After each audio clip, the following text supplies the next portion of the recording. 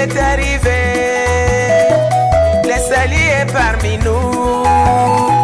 Le salut est arrivé. Oh. Le salut est...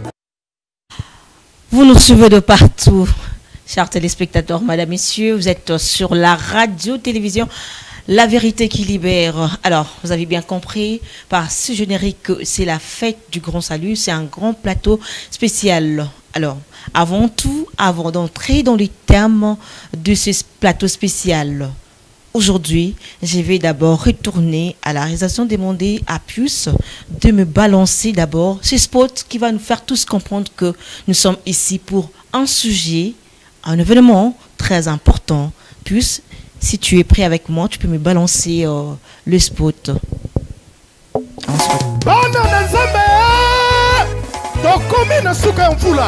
Alors, Yoka Sango Kitoko Oyo, Église universelle, pentecôtiste charismatique, ministère des affranchis, Oyo Kumba Makana, le ouest de l'éternel, le prophète messager du temps, sa grandeur, Emmanuel Todi, et Bengi Sibino, n'a pas bangé d'un événement, pour nous clôturer année 2024, Oyo Mabengi Yango, la grande fête du grand salut, Hébreux 2, verset 3.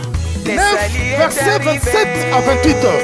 Yoka bien. Mokolo ya mardi 17 décembre 2024 de 15h à 18h30. Ekoyinda Mabe. Aouana ministère des affranchis au numéro 817 Avenue Révolution 6e rue Limité résidentielle. Référence 7e rue Kaka Aouana Kini marché Osa déjà Mopimba. Papa, maman, de comment to mobali, Kobuka Nate, bon, Oyo ezali occasion moko à ne pas manquer. Quel que soit le problème d'ailleurs, yaka ko expérimenter, Zambe y a le prophète messager du temps, Emmanuel Ledodi, Omo Nanguya, le 17 décembre 2024, Bisonyoso, Tokozala Awa, na ministère des affranchis.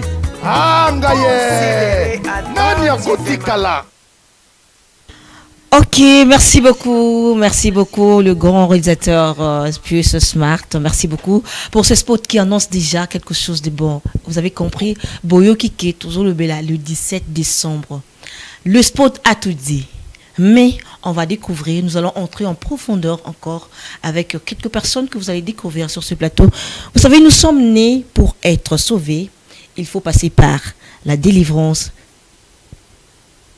Ces deux points plutôt sont les socles du ministère des affranchis que dirige le prophète messager Emmanuel Dodi, l'homme de la révélation et le révélateur du message de vérité et de paix. Alors, ceci dit, sur ce plateau, je reçois les pasteurs, les serviteurs, les servants de Dieu, les frères et sœurs du ministère des affranchis qui vont nous parler du 17 décembre, de la fête du grand salut, témoignage et les bienfaits de ça.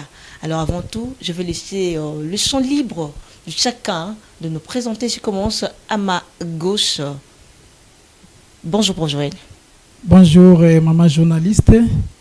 Je réponds au nom de Joël Kanda, ancien à l'église universelle pentecôtiste charismatique. Et tout va bien, je pense. Nous nous sommes bien portants et bien préparés pour la grande célébration. Merci beaucoup. À ma droite, j'ai Papa David que je dis bonjour.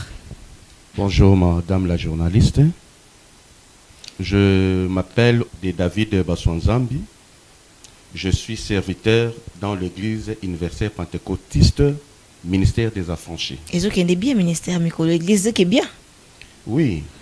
Toujours qu'il y a vraiment mal parce que pendant ce temps, la célébration, la eloko yobo bengeli biso vraiment na kati ya plateau oyo pour que lo baete nyo se le cas vraiment la kimia. Matondo mingi na zimi tokozongela sima pona kokota mozindo. Allez na pesi micro na Dada Shika Mbote. Mbote maman journaliste nga kombolanga Bibi Sheka naza musali kati na lingomba ya ba franchi. Moussali Katina Lingomba la franchise. Vous avez compris, chers téléspectateurs, que nous avons sur ces plateaux, ce sont des serviteurs, anciens serviteurs. Donc, avec eux, nous allons débattre, parler d'un grand thème, la fête du Grand Salut, qui sera célébrée ce mardi 17 décembre. Alors, sans plus tarder, je m'en vais à ma première question, parce que nous devons connaître sur quoi la fête du Grand Salut. Il faut ngana toyeba, parce que tout en a posa toyoka toyeba pour être biso moko pe toyeba ko participer. Prof Joël, pour ne pas prendre beaucoup monopoliser la parole, j'aimerais savoir, vous êtes là en train de préparer la fête du Grand Salut le 17 décembre. Est-ce que les téléspectateurs ensemble avec moi, pouvons-nous d'abord comprendre sur quoi la fête du Grand Salut? Merci beaucoup, maman journaliste. La fête du Grand Salut est une célébration de l'humanité tout entière à cause il y a événement au Salemaki le 17 décembre 1999 dans Lubumbashi à partir de 15h. Christ a pris corps dans le prophète Emmanuel Dodi pour révéler na l'humanité tout entière le salut complet et définitif. Parce que l'an 2000, qui fin du monde, l'an 2000 est dernier jour, l'an 2000 est dernière ère, mokili est na kobanga na panique. Yango, le 17 décembre, est jour oyo, et comme la biso réponse na ba problème nyonso mokili ezalaki kozela. Le 17 décembre et les biso solution na ba difficulté nyonso ezalaki ba mystère nde tozui mbanope et yanonango kolekela le 17 décembre. Pauvre Joël, makambo bimisi na monoko eza tellement motu ya pe et na sûr que bat ba la biso ba okamo. Le 17 décembre, les olekela bango le 17 décembre au lobby et ça fait un motu. Mais dis-moi un peu. Le 17 décembre, wana, comment est-ce que l'église n'est pas célébrer en côté pour nini totika la kaka na message. Alors, vous dites bien que c'est le prophète messager Emmanuel Dodi, le prophète de temps. Azaya temps. Kasi pour nini fête wana esuke di kaka na binomoko l'église na binomoko. Le 17 décembre, ezali fête ya ba franchi bazana Kinshasa te. La seconde venue de Christ est concernée l'humanité tout entière. Akozonga kaka pona ba indo te, akozonga pona ba africain te. La seconde venue concerne l'humanité tout entière. Christ a pris corps dans le messager Emmanuel Dodi pour amener les gens à un salut définitif et complet. Yango tolobi le 17 décembre, ezo concerné batu nyonso. Ils ont célébré na Kinshasa parce que c'est là où il y a le porteur de Christ, le messager Emmanuel Dodi. Mais cette fête est célébrée par l'humanité parce que bato bako bika baza partout, baza kaka na Kinshasa te, bazali na ba continent nyonso, yango na fête oyo ezako concerner l'humanité tout entière, petit, grand, riche, pauvre, il était lettré, fête oyo ezali ko concerner yo nangai. Fête oyo ezali ko concerner yo nanga. Donc ngape na kokoza nangai. To bengisi papa, maman, to bengisi chômeur, to bengisi travailleur, to bengisi célibataire, divorcé, veuf et marié, fête o ezali ya yo, pour être ezali lo biko monene pour l'humanité tout entière. Pour l'humanité tout entière, prof Joël, ancien Joël, non zongela yo, parce que na moni que tout kende malimi, mais non zongela yo, parce que isa mutu ya makas. Je prends ma droite, nazo zwa le frère, non, avant frère David, non, zwa maman Shika. Maman Shika, lelo boye pour na bo sensibiliser biso pour na le 17 décembre, mokolo munene. Mbolobi ozala ozanani ozana maladie ozana nini, faut venir le 17 décembre, c'est pour le temps, c'est une sensibilisation. Alors le lengi kani na message ya ba franchi vous allez baptiser bondimela ka lo lengi nini, vous allez baptiser le lengi nini. Merci maman journaliste pour na mutuna na message le 17 décembre oyo toye kolobela lelo et memeli biso kondimela ya malamu parce que la kala to bandai kondima mabe. Maintenant le 17 décembre avec le prophète messager Emmanuel Dodi amemeli biso kondima ya malamu. Toza na kondima ya malamu, toza na libatisi ya malamu. Libatisi na biso awa eza ya piscine te, eza libatisi ya kopo te, parce que na bamususu na kopo, bamususu na piscine, bamususu na drapeau, bamususu batu baza na lolenge ya bango oyo bazwaka libatisi. Mais biso pe le 17 décembre avec le prophète Emmanuel Dodi amemeli biso libatisi ya malamu na mai ezochola. Libatisi ya malamu eza na mai ezochola. Toza na kondima ya malamu ya kitoko pe oyo ezobikisa. Le 17 décembre ememela biso. Maman Cheka, servante Cheka, ozoloba libatisi ya malamu. Siko koyebisanga mamngomba nyonso ndenge ezoleka boye. Ba oyo bazwi batem na bango na ba piscine, bango bakozwa lobiko te. Ba oyo bazwi batem na piscine na kopo bakokota lola te. Bakozwa lobiko te. Na ndenge nini? Parce que libatisi Yesu ye moko azwa libatisi na mai ezochola. Siko yo oye na libatisi ya kopo okobika ndenge nini? Ye mutu amemeli biso ayaki ko sauver kolongola masumu aleki na libatisi ya mai ezochola. Jordan mai ezochola. Siko yo oye na piscine après babatisi yo mai ya piscine etikali ka mai. Mais mai ezoleka nde libatisi malamu oyo ekobikisa mutu ekokotisa mutu na lola. Ancien Joël, dans une place où on a obexana maman qui offert na biboy. Ngayo na za catholique, na ju baptême na bassin par exemple na kopo ndingi servante chez Kazoloba. Okoyibi sanga que mukula suka soit ngana kozwa libikité. Solo oyo maman servante alobi ezali ya boye. Le 17 décembre tango mosakoli Christ azu corps kati na ye aye ko révéler baptême ya solo. Tala mangomba oyo tangi ebele balobi to batisama na kombo ya tata ya mwana pe ya molimo. Botuna bango kombo ya tata nini babatisamaka. Ebele abatisami na batitre. Papa, mwana, molimo ezali batitre ezali bakombo te.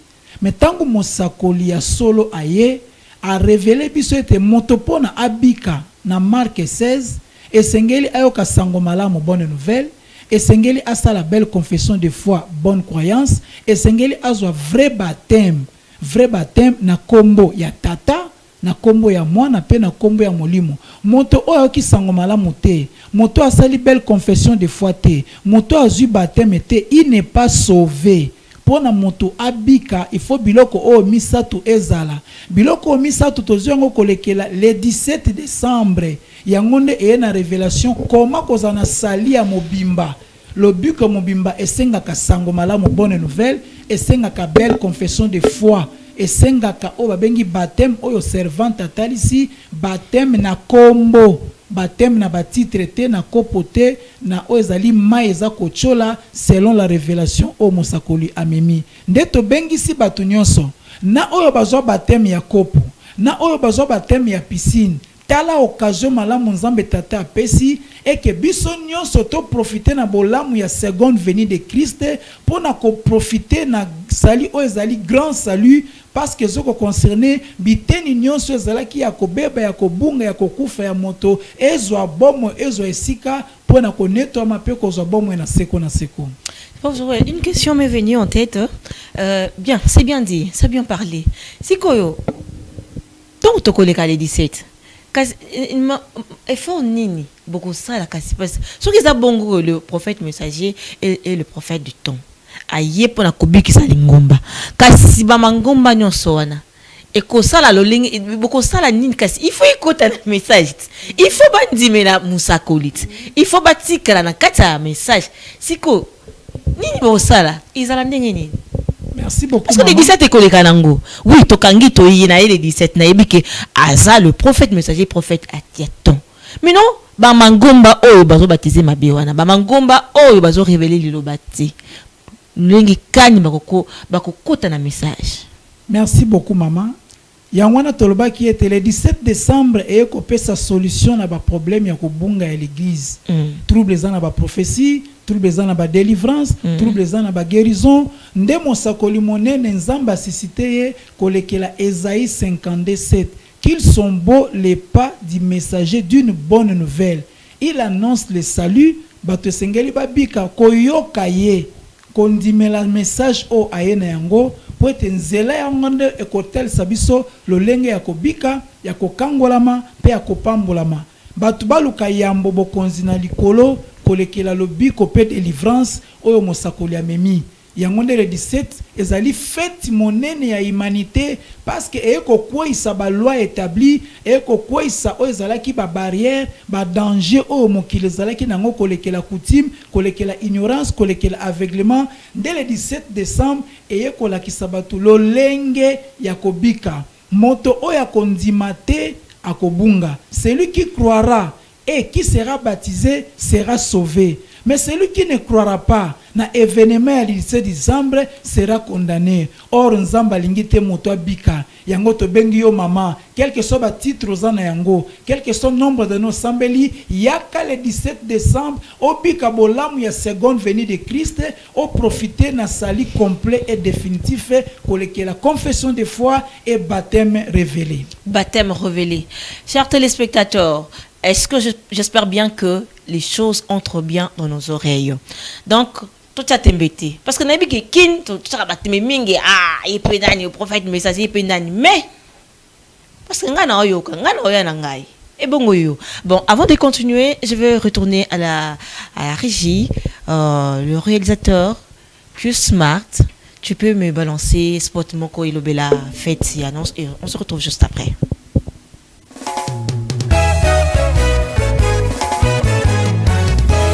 Ba mama bangala o yana sango monene na kati ya mboka ya Kinshasa bovana na ndako te le 17 décembre na 15h eza na mobali na kati ya mibali Emmanuel Dodi le prophète messager oyo azali na milulu akosala mama kovana na ndako te mama kindumbe kokayo ekanga yo kokaka kotika te mama yaka mokolo moyo wana malade ekanga yo okokaka kokangola mate yaka mokolo wana oh olobi biso tobalaka te biso nde bitula babenga bino ndako na bino ekomi pavillon 17 bobotaka kaka babalaka bino te koko aboti bana baboti bayaya baboti ekomande pavillon 17 yaka le 17 na révolution 817 na limité yaka moto na nzambe azali wana azozela bino boya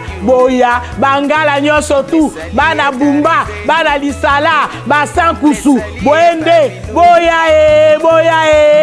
toza ebele tozozela bino na kombo na Yesu bayo. Le salut est arrivé, oh, le salut est parmi nous. Le salut est arrivé, oh.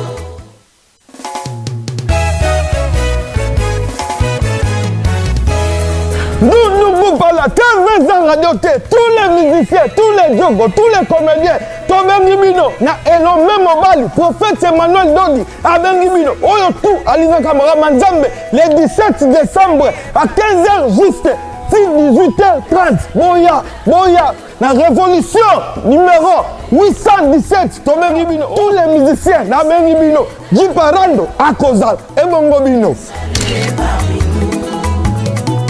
Le salut est arrivé.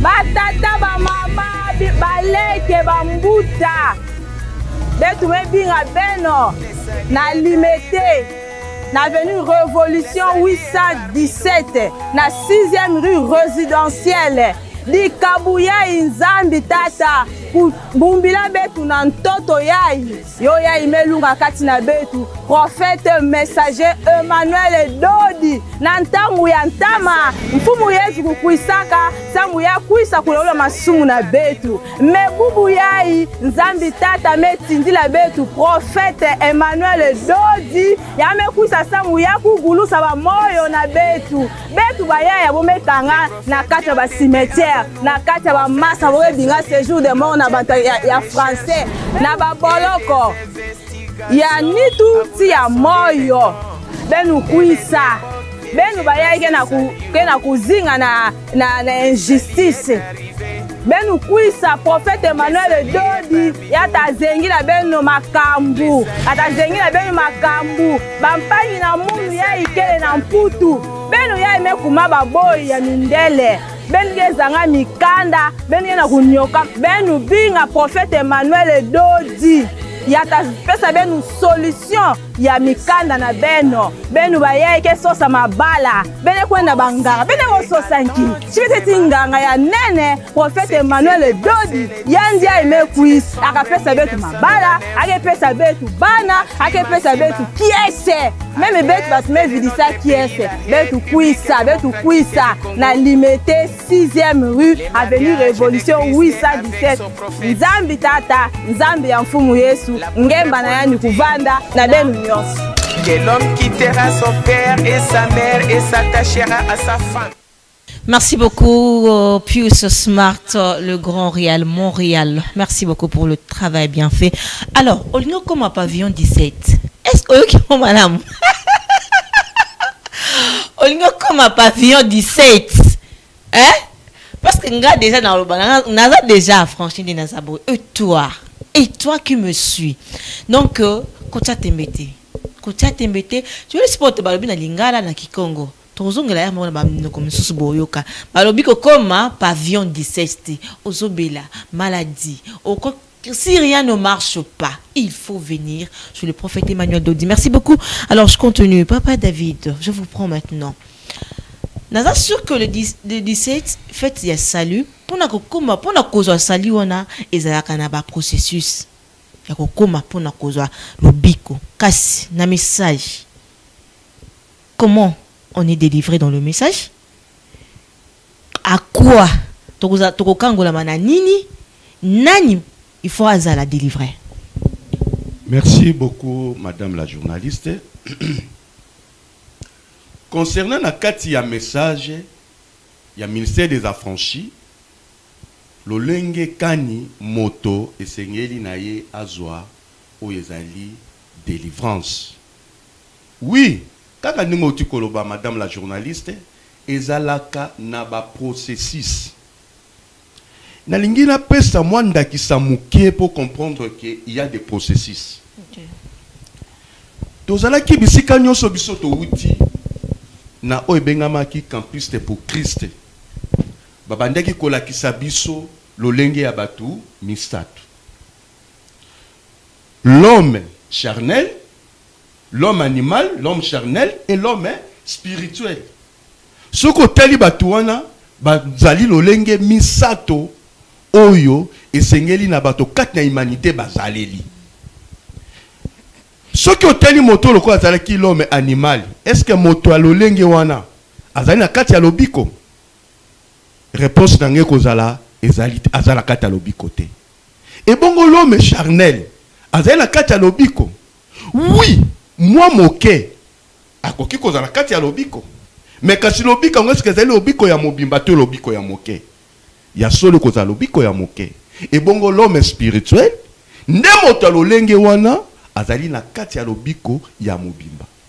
Nde toyeko kene na o etali le grand salut.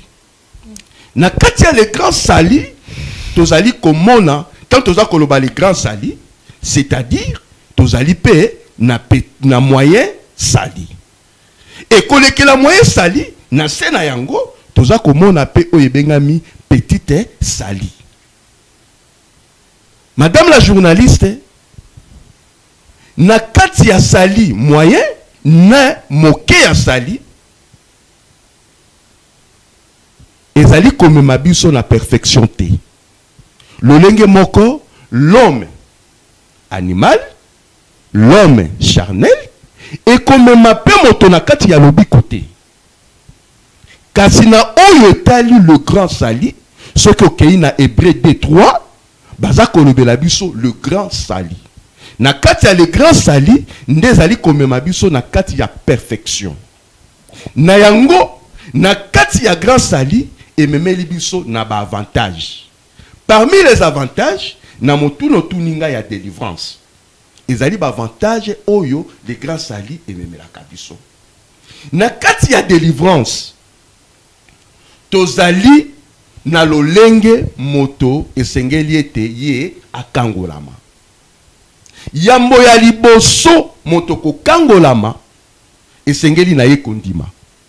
Ndenge notre servante Dada Sheka auti koloba. Ndenge moko ancien Joël abakisaki.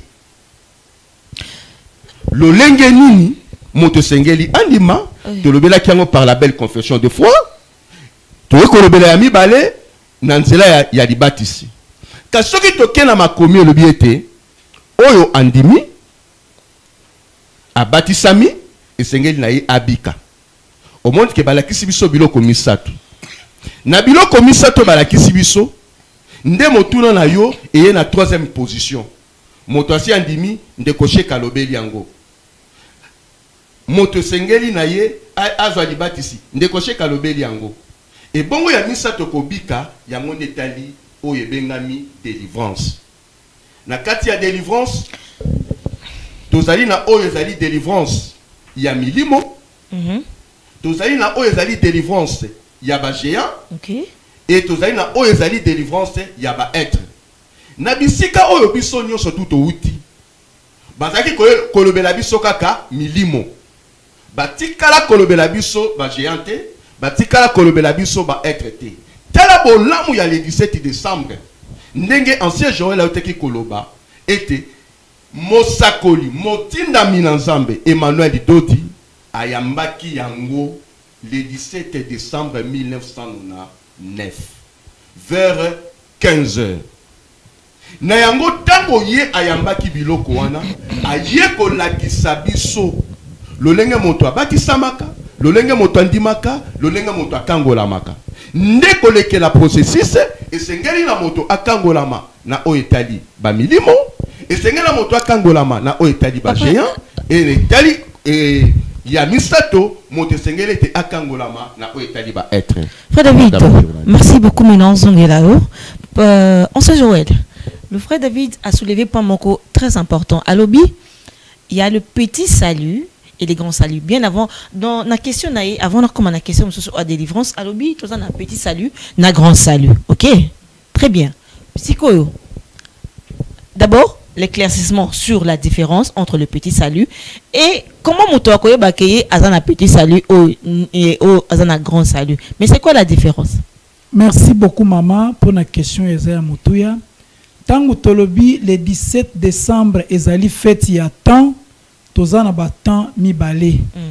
Tozana temps apostolique oye bandaki de l'an 0 tina l'an 2000 et puis tozana temps prophétique oye bandi na l'an 2000 o bakanisa ki fin du monde ezalaki nde début ya temps prophétique kino na 3500 ans. Temps mibale wana eye na basali mibale. Sali ya liboso ezalaki petit salut parce que ezalaki na kondima moke oyo bengi la foi catholique. Le deuxième temps prophétique oyo eye koleke le 17 décembre eye na sali complet et définitif lokola Hébreu 9 28 lobi seconde venue ekozala te pona kolongola masumu ekoya pona komema lobi komo bimba pe ya kokoka yango le 17 décembre eye na sali total et parfait parce que ezolongola batuna basantu bakoma ba juste bakoma ba parfait yango na sali oyo mibale eleki oyo liboso gloire ya seconde maison oyo eleki gloire ya liboso temps prophétique et supérieur au temps apostolique. Nakolanda motuno tuna kindeko David pour la délivrance seconde venue à Christ et na bilembo, les signes qui accompagnent l'avènement. Batuna ki Jean-Baptiste na Yesu. Yonde masia toto zela mosusu. Yesu ananoli ya Baptiste tala bilembe kolakisa ke le 17 décembre nini bato sengeli baya koluka. Les aveugles doivent voir. Bakufi miso molimo na ya bomoto baya le 17 décembre bakokangolama. Yesu ananoli Jean-Baptiste les paralytiques marchent. To invité bakatani makolo bato baza paralytique physique et spirituel le 17 décembre boya ezabilembe ko confirmer que boko bika koleke la visitation monene ya Christ kati na mosakoli alobi ete bato bakufa mato les sourds vont entendre to bengisi bato nyonso baza mato ya kokufa na bomoto na molimo bayoka lokola bayoka te bate bango ba changeaka te yaka le 17 décembre atozali source spirituel ndumba ya molimo obika blobiko monene kolekela présence existence ya prophète nde bato bakufisaki biloko libala okufisa bana musala ezonga na bomo nyonso okufisaki et la bonne nouvelle est annoncée. Tala bilembo kolekela Matthieu 11:3 kolekela Matthieu 24:3 oyezo kolakisa eke la seconde venue esieye ezoyate mutu oyo humanité ezalaki kozela azali déjà awa le porteur de Christ nde le 17 décembre ezali fête ya bato babiki fête ya bato bakangolami pour que l'humanité tout entière confirme la grande visitation et que Nzamba tiki lola aye pona kokangola bato. Cette fête c'est en son honneur, maman journaliste. Ancien Joël nazaka nayo tellement que mangomba ele kevele na Kinshasa olobi que le 17 décembre bakangola mibako bakangami bakokangola batuba ebu mais kaka biloko zoloba kasi sezoloba mana ba église mususu. Merci beaucoup maman. Différence za makasi mangomba nyonso wana babengana ki milimo na kombo ya Yesu mais kastango mosakoli ya ye atalisi ete non l'an 2000 eyaki na makambo ebele o bato bakanisa ki fin du monde nde mosakoli aye ko révéler que mangomba nyonso basambelaka Yesu basambelaka mabe mangomba nyonso babelelaka moto basambelaka mabe mangomba nyonso baliaka Satan bakenda ba retraite na ngomba bakota ba jeûne prière ba 100 jours ezalaki ba losambo ya mabe nde ba ko révéler lolenge kani Nzambe akangolaka bato parce que bato nyonso ozomona mukili bazana ba danger nde pona kolongola mutu na danger ezoko senga ye le sali complet mutu ayeko révéler sali complet ezali le prophète majeur Emmanuel Dodi yango le 17 décembre ememeli biso solution à danger à musala danger à libala danger à mboka danger à libota et que mutu nyonso akangolama mangomba na basambela mais basambela malamu te basambela ki Jésus comme basambela ki Jésus tout court tangu mosakoli monene aye a révéler oyo église moko te révéla bango bazalaki na délivrance ya esprit kokwisa bato mais tango prophète aye a révélé et que bato oyo bazaya kobeba banda origine bato oyo zomona bazaya kobeba banda naissance bato bazaya kobeba banda existence donc kokangola mutu esuka te na kochele loboko parce que oyebite auta wapi nde délivrance monene tozwi kolekela révélation ya prophète oyo tobengi yango le plan de paix. Bible obi rechercher la paix au Bible so lo bezali de délivrance totale et parfaite prophète aye ko révéler biso ko le 17 décembre yo papa yo maman ozo kolanda biso okotanda ko ya banganga bachelo maboko o gena o priya solution ezalaka te parce que ozalaka na délivrance était o le kana exorcisme tala libaku malamu Nzambe tata pesio kolekela mutu o azali mandaté ya komema na délivrance pona ozala affranchi o koma libre maman journaliste. Merci beaucoup Ancien Joël. Servante Chikadada kolondela sa maloba ya Ancien Joël et le comment susu elinga na mutu bon délivrance nyonso na ezo mema biso na salut ya le 17 la fête à grand salut ok kasi nani pasteur nyonso akoki ko délivrer tout bien délivrance ya solo parce que nazo ba bon pour la nini mangomba mususu ezalite hein église mususu ezalite bato ba pasteur ba délivraka on a ça délivrance bon, on a ça délivrance bon. Mais est-ce que donc délivrance na bango et comme maman na saluté servante Cheka. Merci pour la moto ya maman journaliste. Omoni ba mangomba nyonso balobi balandaka délivrance toboyi yango te tondimi sikoyo délivrance nini mangomba nyonso soki okei lelo na mangomba okokuta kaka délivrance ya milimo délivrance ya bingambe bayebi yango te délivrance ya bikelamu bayebi yango te bingambe nde ba géant bikelamu ba être. Il y a que l'homme du 17 décembre nde aye kotalisa biso délivrance ya bingambe na délivrance ya bikelamu tozongeli na ta délivrance yango ya milimo na ba église nyonso bango babengana kaka ba démon. Mais l'homme du 17 décembre le prophète Emmanuel Dodi a memeli biso na ba catégorie ya milimo wana babenganaka ezalaka na ba catégorie ezala ba démon ezala ba esprit mauvais ezala ba esprit de démon ezala ba esprit méchant. Bango nyonso pe batindi kaka bango esika moko te bango ba démon nyonso dans les yeux d'Azarit bakokota lola te bakozwa lobiko te. Il faut bazwa délivrance totale et parfaite. On se joue la moni, on se na malba baksa. Oui, na lingena baksa na observante Cheka lobi. Nzambe akangola kamokili kaka kolekela prophète. Botanga Exode chapitre 3. Dieu a vu la souffrance de son peuple en Égypte. Dieu est descendu. Nzamba kitaka na makolo kolekela nani? Munoko ya Nzambe makolo ya Nzambe bisika o Nzamba asalaka kolekela mosakoli. Le 17 décembre Christ ayaki na nzela ya pasteur te, évangéliste te, ya représentant légal te. Christ a eu corps kolekela mosakoli. Parce que Osée chapitre 12 de l'Obi, c'est par un prophète que Israël fut délivré et c'est par un prophète que Israël ezalaki gardé. Les hommes qui n'ont pas danger, bazana besoin il y a prophète des nations te. Bazana besoin il y a prophète ou azali porteur de Christ pour que l'humanité tout entière est à la délivrer dans des dangers physiques, visibles et invisibles.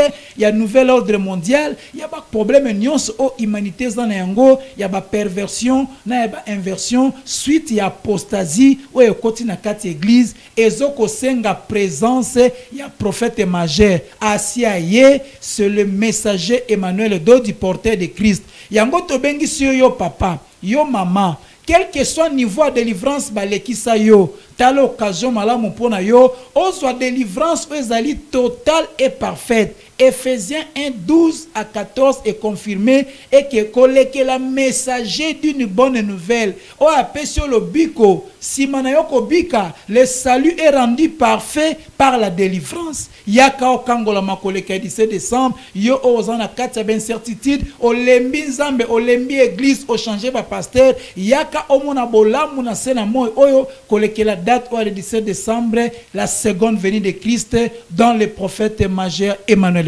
Merci beaucoup. Le salut parfait, le salut total, le salut parfait est passé par la délivrance. Donc, chers téléspectateurs, bon, tout ça a été tout ça la ma sanoté.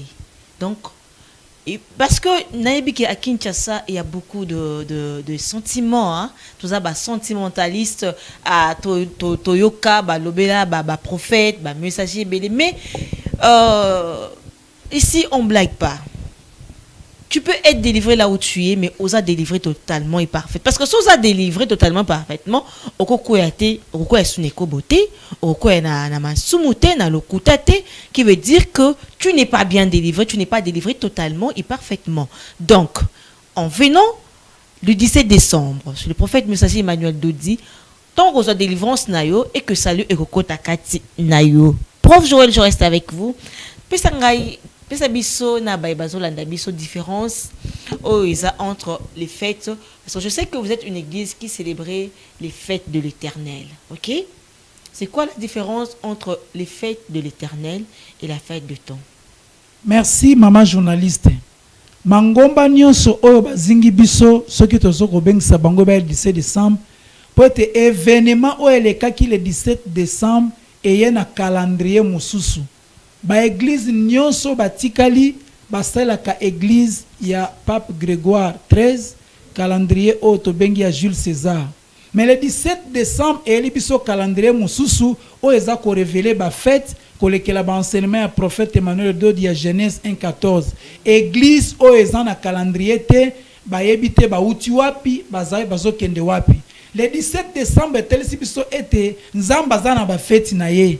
Le 17 décembre ezali fête ya nzambe, c'est à son honneur, eza ya mutu te, ezali fête de l'Éternel, mais ezali fête ya temps parce que eye ko débuter na temps prophétique pour na komema église na ascension ba connaître vie éternelle au bango ba bengaka enlèvement.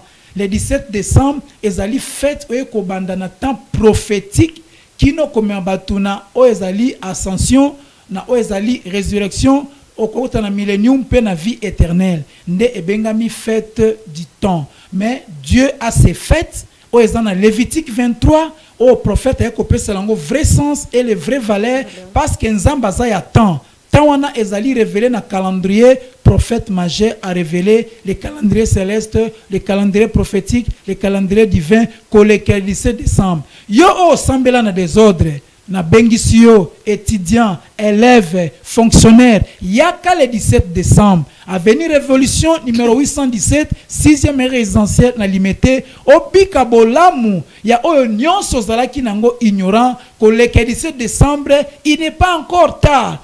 Le temps d'entrer dans son repos subsiste encore. Yango to bengisio papa, to bengisio maman, yaka le 17 décembre. Obika bolamu, koleke la seconde venue de Christ, o etema ki mabe, na beglise ebele to boye kotanga kombo awa, memo memi liloba, o mokile zala ki koloba, kozela, o loba makina Bible asaye, pona kobika bolamu ya le 17 décembre.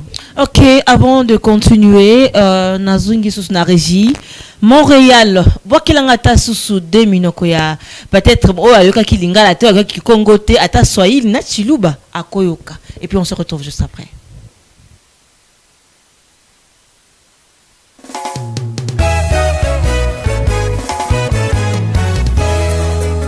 Batatu bamam bansonga luma tuji tunubigidisha muchibilu chinena chitujinachi chidinzambi mututumina prophète Mounena Emmanuel Dodi moule 17 décembre 2024 katoena kulato tuji mulimete mu 6e rue côté wa supermarché kin marché mu avenir révolution 817 kanushaji lwa inu mona ichanza chanzambi nzambi mututumina mufukululu munena mulobwa kutufukulula mijimu yetu mibiji yetu ijisama nenu bajikukananga nenu bajikumbushumai loya tujibanuinjila. Merci. Les prophètes qui ont été avant nous ont fait de ces salis l'objet de leurs recherches et des investigations.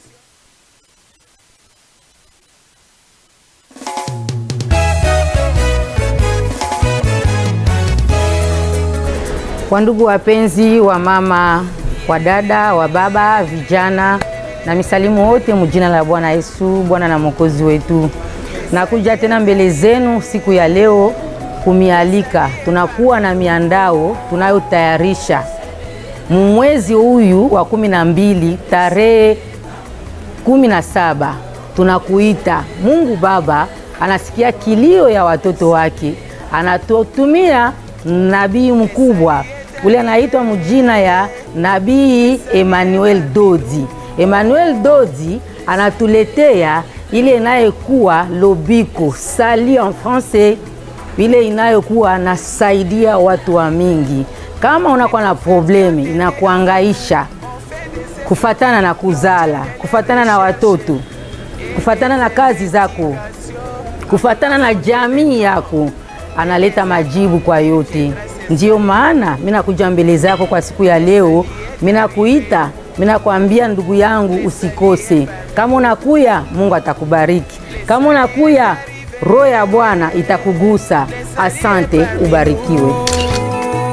Le salut est arrivé, oh. Le salut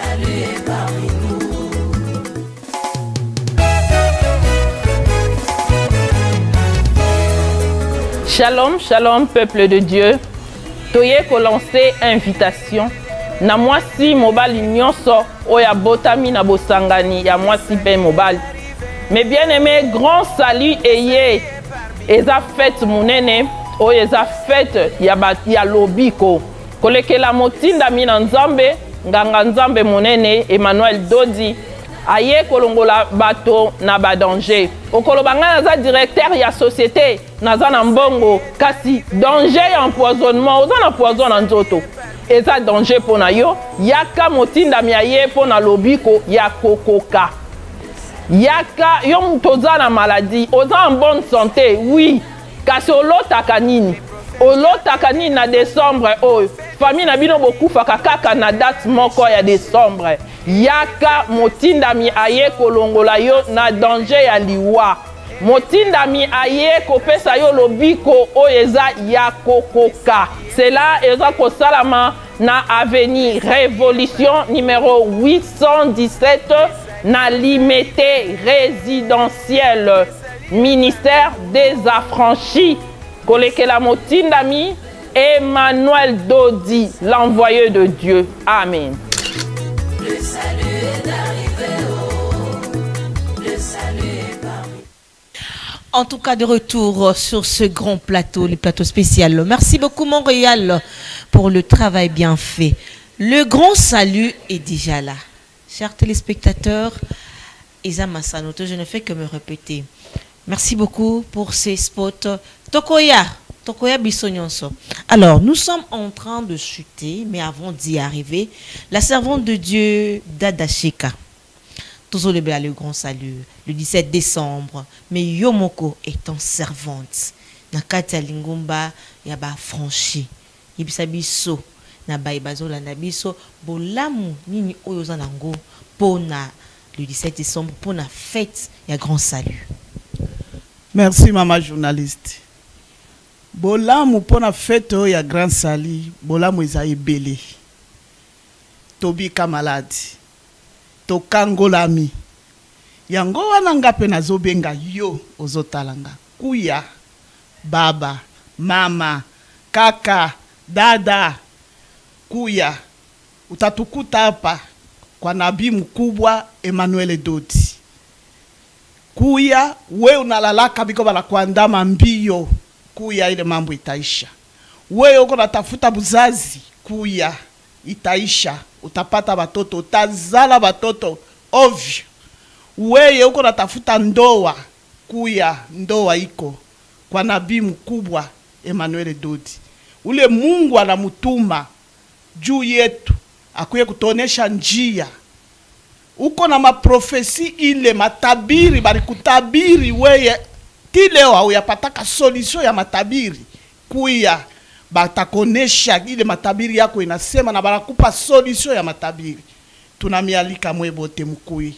Mutatukuta hapa le 17 décembre ensemble avec le prophète messager Emmanuel Dodi. Boya bandeko nanga, mes amis, ba camarade nangai, bozolanda ngai. Na benga kibino na yebisi bino niko na pita ku émission. Munifati, mukuye. Mukuye, mutapata lobiko. Tutaokolewa. Ye Mungu anamutuma juu ya kutuokoa. Tunaokolewa, après tunabarikiwa. Mukuye, mutaishi. Asante. Merci beaucoup, le message est passé. Venez, venez, vous ne serez pas déçus.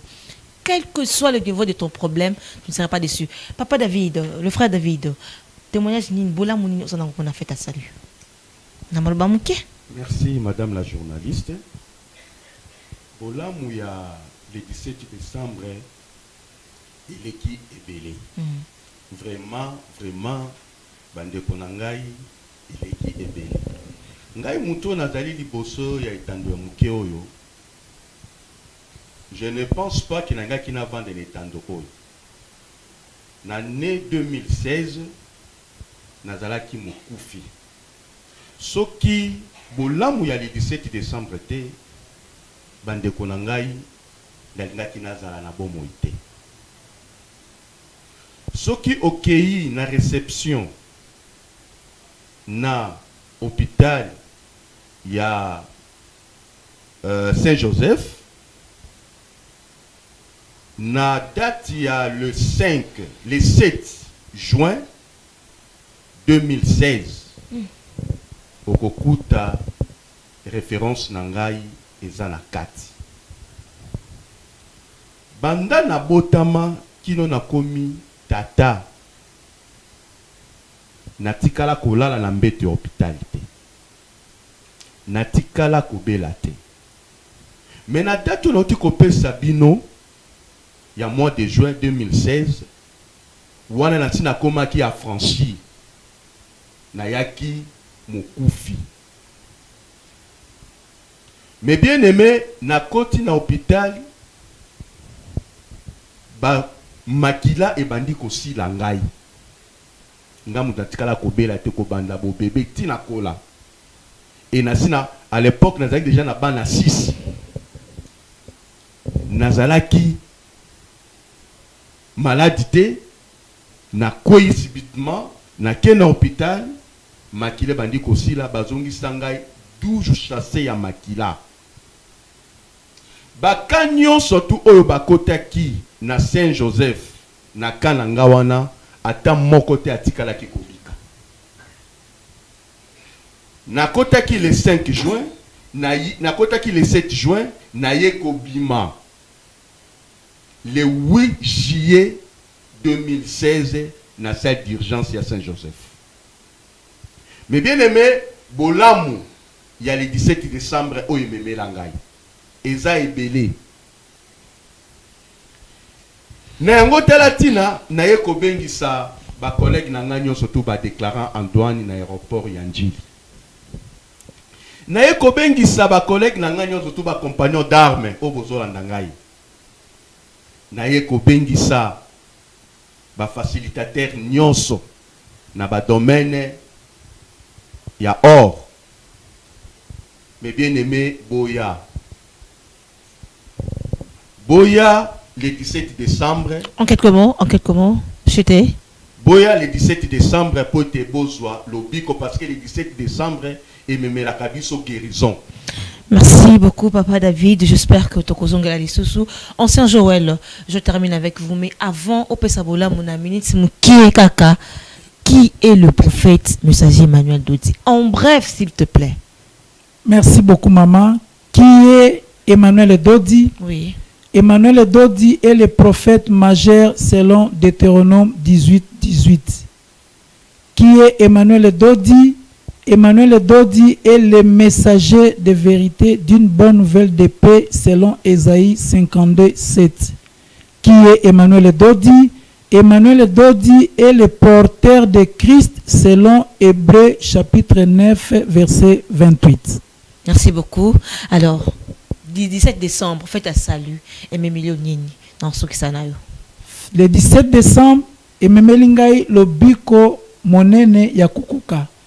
J'étais branamiste, nayaki pona ko convaincre le prophète Emmanuel Dodi andimela branam, mendengai nde moto nayako ndima message au prophète Emmanuel Dodi. Intéressant. Memaki nazui sali complet et définitif.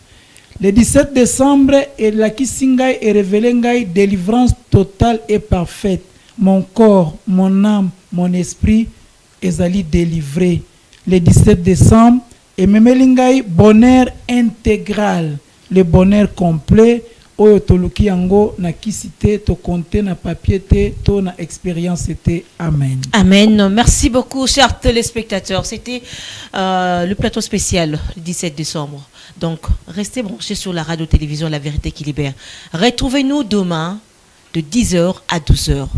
C'est pas fini, hein, et s'ilité, mais pour aller l'autre ce qui s'appelle. Mais le programme continue avec la RTVL. Grand merci à toute l'équipe technique comme Montréal. Merci beaucoup.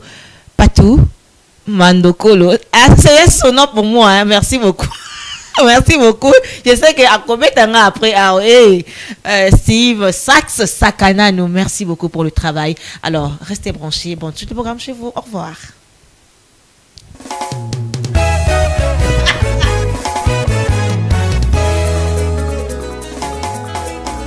Le salut est arrivé.